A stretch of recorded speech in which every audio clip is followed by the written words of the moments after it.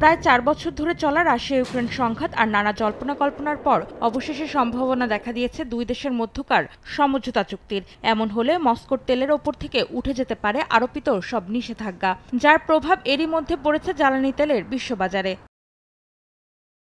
The trading ইকোনমিক্সের তথ্য, মঙ্গলবার প্রতি ব্যারেল ওয়েস্ট টেক্সাস ইন্টারমিডিয়েট বিক্রি হয়েছে $58.65। মাস ব্যবধানে দাম কমেছে 4.23%।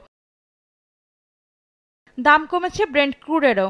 এক মাসে 2.63% দাম কমে প্রতি ব্যারেল এই তেল বিক্রি হয়েছে $63.19।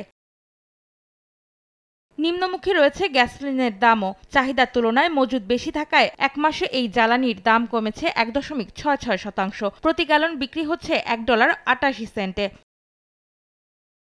এদিকে গেল আগস্টের পর সর্বোচ্চ দামে বিক্রি হচ্ছে কয়লা। মাস ব্যবধানে 6.62% বেড়ে মঙ্গলবার প্রতি টন এই জ্বালানি বিক্রি হয়েছে $111.15।